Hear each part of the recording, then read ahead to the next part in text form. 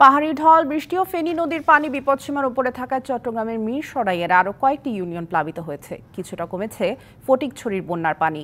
এ নিয়ে আরও জানাতে মিরসরাই থেকে যোগ দিচ্ছেন সহকর্মী মুজিবুল হক। মুজিব, সকাল থেকে আপনি বন্যা পরিস্থিতির তথ্য জানাচ্ছিলেন, এখন আসলে সবশেষ কি অবস্থা জানাবেন?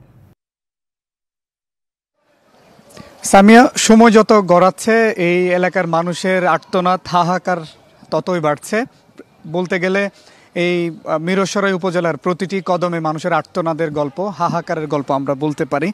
আপনি নিশ্চয়ই দেখতে পাচ্ছেন যে যতদূর আসলে চোখ যাচ্ছে অথই পানি।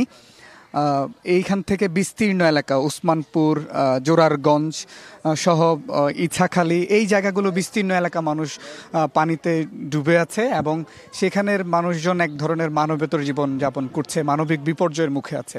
আমরা এখন একটি স্কুলের সামনে আছি, তাজপুর উলি আহমদ সরকারি প্রাথমিক বিদ্যালয়। এটি জোরারগঞ্জ ইউনিয়নের মধ্যে পড়েছে এবং এই আশেপাশের যে কয়টি গ্রাম আছে এখানকার মানুষরা এখানে এসে আশ্রয় নিয়েছেন এবং তাদের সাথে কথা বলার আমাদের সুযোগ হয়েছে। উপরে আমরা উঠেছিলাম, তারা আমাদেরকে তাদের যে বয়ান অথবা তাদের যে ভাষ্য আমরা নিয়েছি সেটি অনুযায়ী তারা এই যে পানি নেমে যাওয়ার পরবর্তী পর্যায়ে তারা যে তাদের বাড়িতে গিয়ে উঠবেন, থাকবেন, সেই অবশিষ্টটুকুন আসলে নেই। তা ঘর বাড়ি ডুবেছে, আসবাবপত্র নষ্ট হয়ে গেছে, থাকার কোনো ধরনের উপসঙ্গ নেই। এখানে আমরা কিছু মানুষকে পেয়েছি যারা বানবাসী মানুষকে উদ্ধার করে এই স্কুলগুলোতে বিভিন্ন আশ্রয় কেন্দ্রে নিয়ে আসছেন।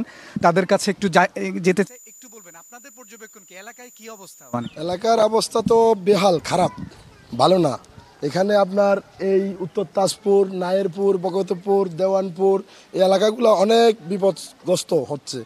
এখন যদি পানি যদি কমেও যায়, এলাকায় যাইয়া লোকজন থাকার মতো কোনো ব্যবস্থা নাই। আপনার আসবাবপত্র সব যে বিছানা যে থাকবে ওগুলাও নাই, বাইসা গেছে সব। কিন্তু তারপর আমরা এখানে ত্রাণ পাচ্ছি, ভরপুর আছে আমাদের এখানে। চট্টগ্রাম এক মিরসরাই নুরুল আমিন চেয়ারম্যানের নেতৃত্বে প্রত্যেকটা ওয়ার্ডে ওয়ার্ডে প্রত্যেকটা মহল্লায় ত্রাণ ভরপুর আছে। কোনো আপনাকে ধন্যবাদ। সামি, আমরা একজনের সাথে কথা বলছিলাম যারা ত্রাণ তৎপরতা উদ্ধার কার্যক্রমে তারা কাজ করছেন। অর্থাৎ এই গ্রামের, এই অঞ্চলের প্রতিটি পরতে পরতে মানুষের আর্তনাদের গল্প, মানুষের হাহাকারের গল্প আমরা তুলে ধরছি। আমরা অপেক্ষা করছি, দেখছেন যে বৃষ্টি অব্যাহত আছে, সেই বৃষ্টি অব্যাহত থাকলে আরও পরিস্থিতি অবনতি হতে পারে। তো আমরা আছি এই জায়গায়, নিশ্চয়ই আরও গল্প তুলে ধরতে পারবো। মুজিব, ধন্যবাদ আপনাকে আমাদের সাথে যুক্ত হওয়ার জন্য।